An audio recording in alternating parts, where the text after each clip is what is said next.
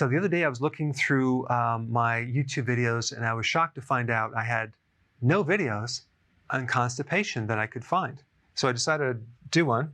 And this relates to two situations. One is that you develop constipation after you do the ketogenic diet versus having constipation years before you do the ketogenic diet. Now, if you've had constipation your whole life, okay, that's a different situation. I would highly recommend you go to a doctor that can evaluate that deeper, maybe get some type of scan to look at your intestines. Because many times the large colon is completely dilated and distended to the point where it's going to take a lot of work and a long time. For people that had long-term constipation and they've tried all sorts of things, I'm going to recommend some type of herbal laxative. I'll put some links down below. Now, some people are concerned about being dependent on herbal laxatives. Well, the danger of having constipation or auto-intoxication with all those toxins being recirculated is much greater than taking an herb to help you eliminate these toxins. Now, there's also many other things you can do for constipation, but I'm going to answer that when I deal with this other situation. You just started keto, and all of a sudden you got constipated. Now, I know someone's going to say in the comment section, well, what about diarrhea? Because that's what I had.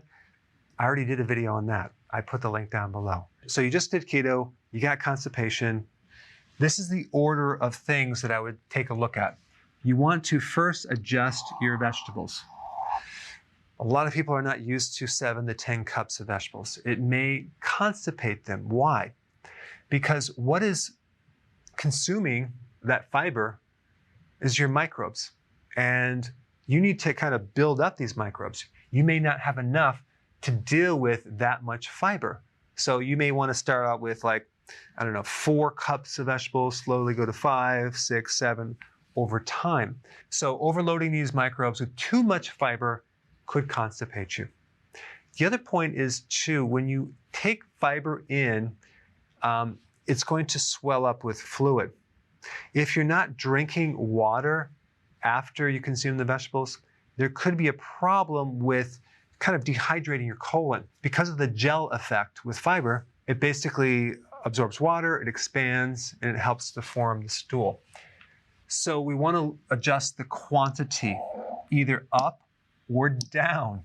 Some people get constipation by consuming a lot of protein with no vegetables. Well, then you might want to increase the vegetables. So first thing is increase the quantity up or down to see if that handles it. Second thing is the type of vegetable. If you're consuming a lot of cruciferous vegetables, some people don't do well with that. They can't digest it as well. So you might want to switch the type of vegetables that you consume. It could be like green lettuce leaves. That might be something you could do, or asparagus or celery. Just change the type. Next thing you can do is also switch to fermented vegetables, sauerkraut, kimchi, many different types. And this is much easier to digest. The other thing you can do is you can steam some of your vegetables, like maybe half of them, and have half raw. That seems to also help the ability to digest and process that fiber. So this would be number 1.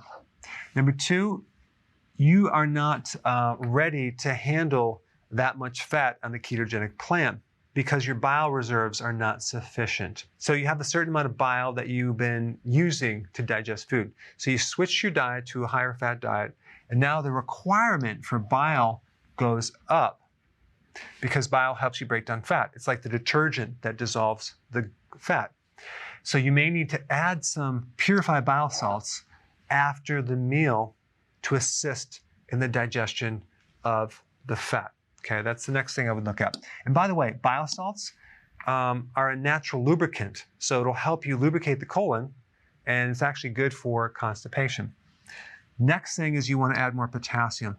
Potassium helps the smooth muscle of the colon. So you may want to take some electrolyte powder.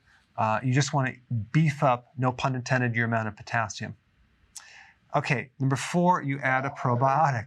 Of course, you'd want to do this, and this with the long-term constipation too, but a good probiotic can help you break down these fibers. I would recommend something that survives the stomach acidity, but adding a probiotic is a very vital thing that you don't want to forget about. And number 5, add a herbal laxative if you need it as a temporary thing. And number 6, B1. If you're deficient in B1, you could lack the necessary neurotransmitters to help activate the muscles in the colon. So B1 naturally helps the peristalsis, or the pumping action of the colon. Another common thing that a lot of people do with keto is they do MCT oil. MCT oil has a natural laxative effect. So in the process, you may want to use some of this to help keep things going. All right, there you have it, my video on constipation. Hey, we're back. With another amazing recipe. No grains, no sugar, totally keto. There's no suffering in keto. Absolutely not, Karen. And it's an immune system builder. Absolutely, you have to check this out. I think you should hurry up, watch the recipe, and make it yourself. It's just so easy to be keto. But is it simple? It's super simple. We hope you enjoy making it as much as we are enjoying eating it.